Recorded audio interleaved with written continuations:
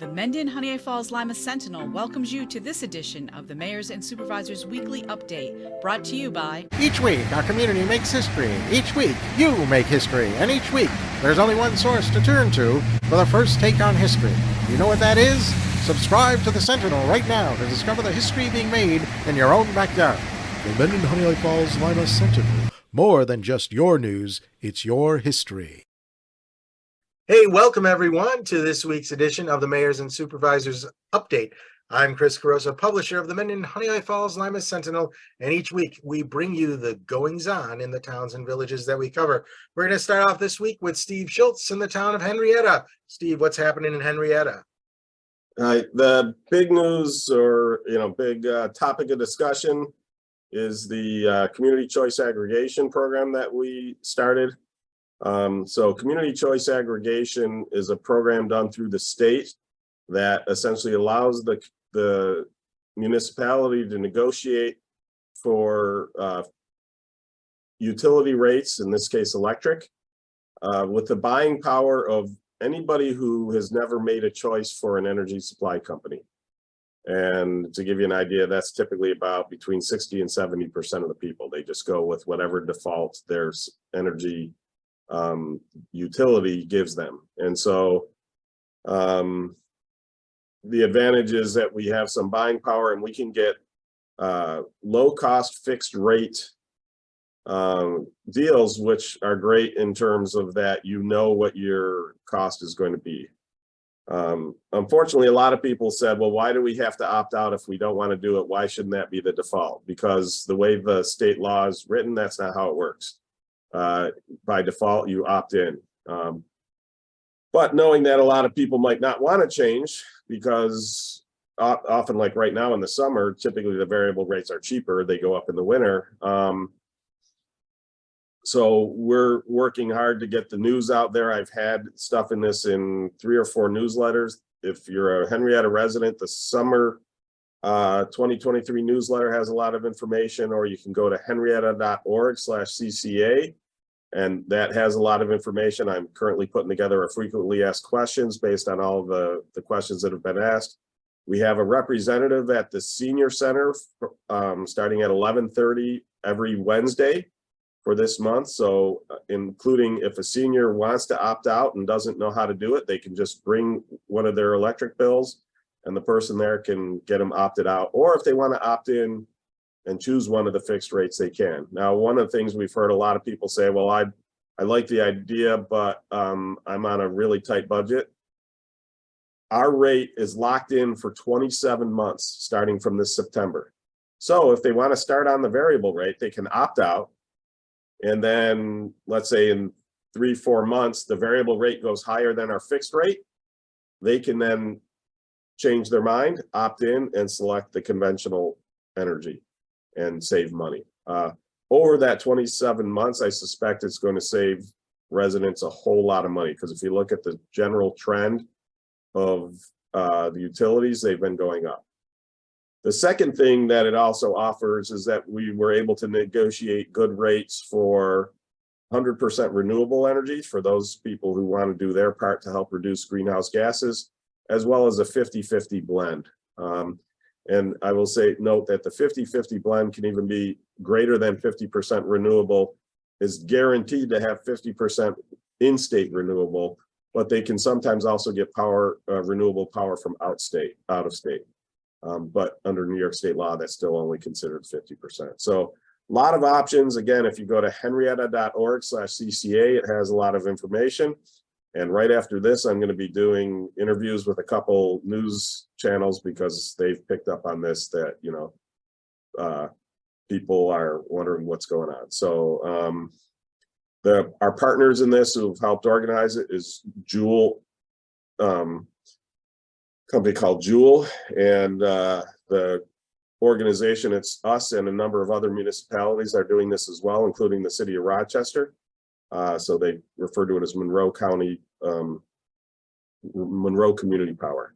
So if you hear something from either Jewel Assets or Monroe Community Power regarding the CCA, it is real. It is not spam. Of course, when they've been doing robocalls to try to let people know people have marked it as spam. So now when they get a phone call, it shows up as potential spam risk. I point out that that's not any entity saying, yep, this is spam. It's crowdsourced. The other thing is everybody will get a opt-out card and self-addressed stamped envelope. So if you want to opt out, all you have to do is check that box and send it back in. Or if you want to opt in and pick either conventional 100% renewable or 50-50 blend, you can do that. And then last thing I'll say about it is not everybody will get the card, because for anybody, for that roughly 30% of the people who made an energy supply company choice, again, this does not change your choice. It only replaces the default. Similarly, if you're on a program like HEAP or anything like that, you are automatically opted out as well, because this isn't part of that program. So not everybody will be getting a card, but again, about 70% of the residents will. So if anybody has any questions, go to the website, look it out. That's really been dominating the news this week. A lot of the other stuff is just updates. So I will save those for next week when we're further along. All right. Thanks a lot, Steve. Let's go over to Jerry and Rush. Jerry, we haven't seen you in a while. Tell us how you're doing and what's going on in Rush. Well, I've been around, not Rush, but I've been around, and today I got an opportunity to also provide some updates. I'm glad to hear that Henrietta is going with the Jewel program. We have been working with Jewel, and I hope in the very near future to be able to make a similar exciting announcement like Steve Schultz just did. While I'm here, I want to make sure that everybody knows we have a new highway superintendent. His name is DJ Kyle. And boy, he shows good promise so far in running the highway department.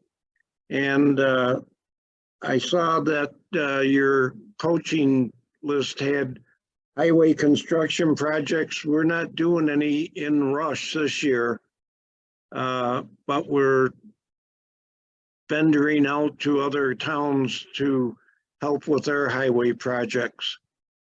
So that seems to have been a good deal in the past, and we look forward to having it be a good deal in the future. I'm not very happy to announce that there will be no county fair, Monroe County Fair in Rush this year.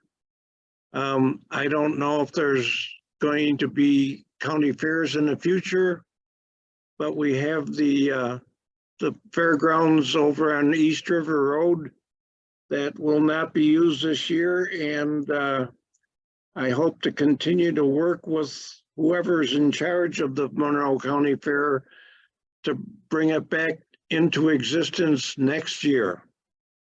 Also wanted to mention that the official name of the 100-acre nature park in Rush, which is along the river on Route 251, it's been renamed to the 100 Acres Nature Park. Used to be known as the Rush Riverside Refuge. We feel that the Rush Parks Association has done a good job of positioning that for being a nature park, that we renamed it to being a nature park. Also wanted to mention that on July 22nd, there will be a public hearing on the Horseshoe Solar Host Community Agreement and the road use agreement. So plan on seeing that on the 22nd. There's going to be a Fireman's Carnival in Rush this year, thank goodness. And that's going to be around the second week in August. And last but not least, our recreation supervisor, Pat Stevens, has been successful in securing a grant for $125,000 to rehab the horse barn over where a horse's friend is located that part is still the Rush Riverside Refuge. So that's the piece between River Road and the railroad tracks. The other part, the 100 acres, is the 100-acre nature park. That's between the railroad track and the river. So we're looking forward to having our horse barn over there rehabbed. And that was very good news to receive this week. With that, I'll leave you to Mr. Falk. Well, actually, thanks, Jerry. Before we go to Mike, we have this just in from Rick, who's not here today. From the village of Honeoye Falls, there's a public hearing scheduled at 7:30 p.m. Monday, July 17th to appropriate up to $75,000 from ambulance facility reserves to replace the roof on the Honeoye Falls Mendon Ambulance Facility. This work is slated to begin this week. The village board is working to provide financing and materials for the completion of work necessary to complete the skate park at the Monroe Street Park. Approximately $20,000 is needed.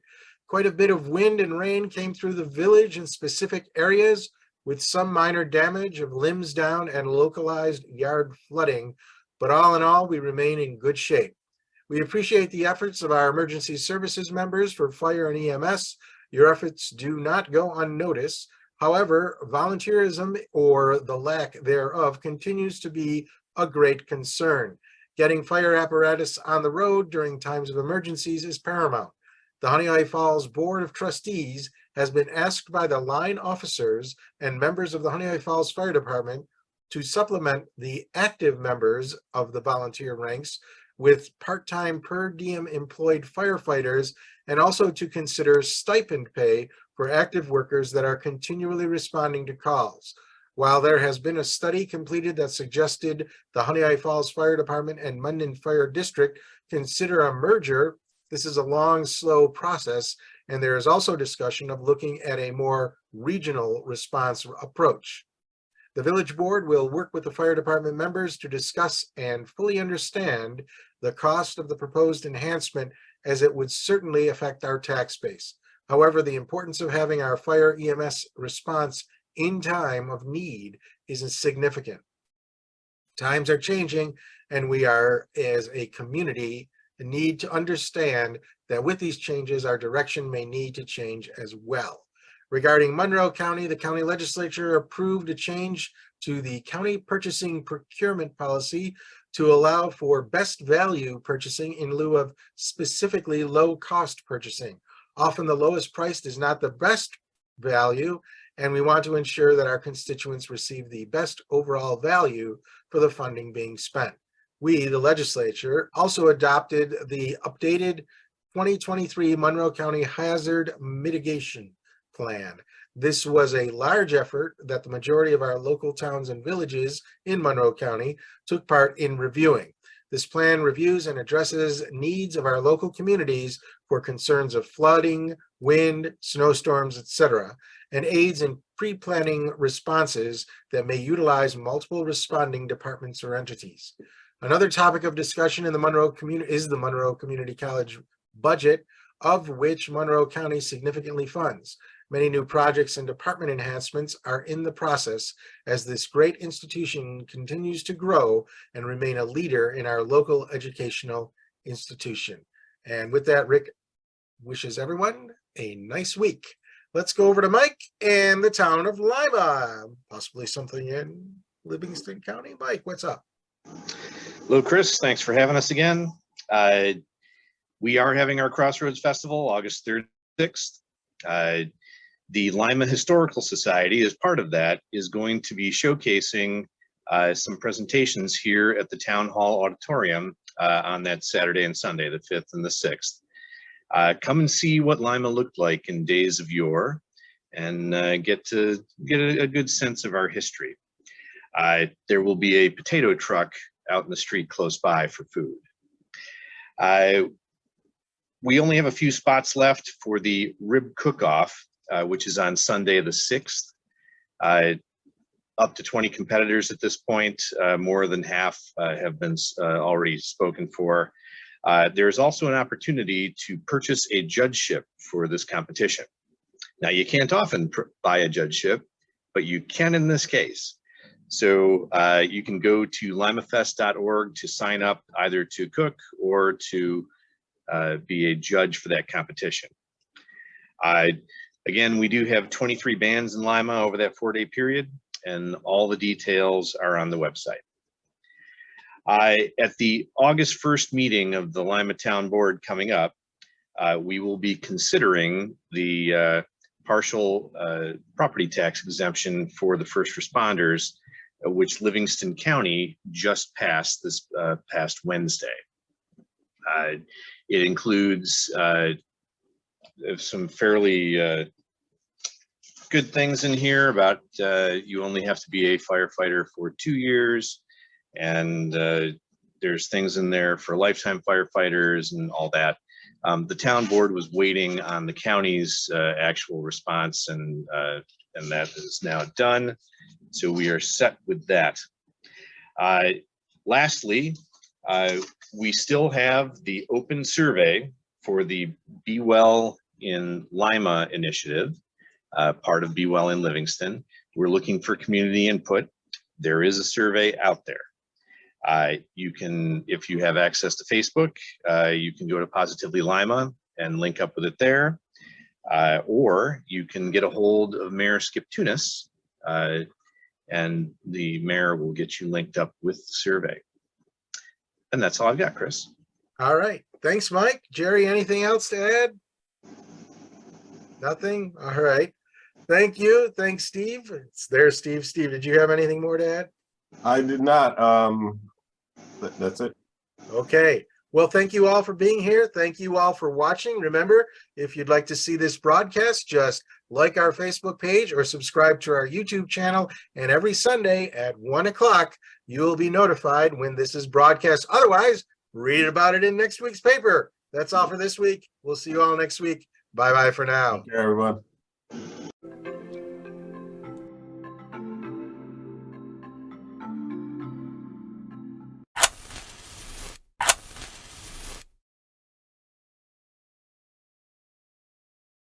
Imagine yourself communicating with a difference. Pan-Dimensional Solutions helps you do this. Whether live spectator events, taped broadcasts, or real-time audience-engaging programs, you can benefit immediately from the tools Pan-Dimensional Solutions will share with you.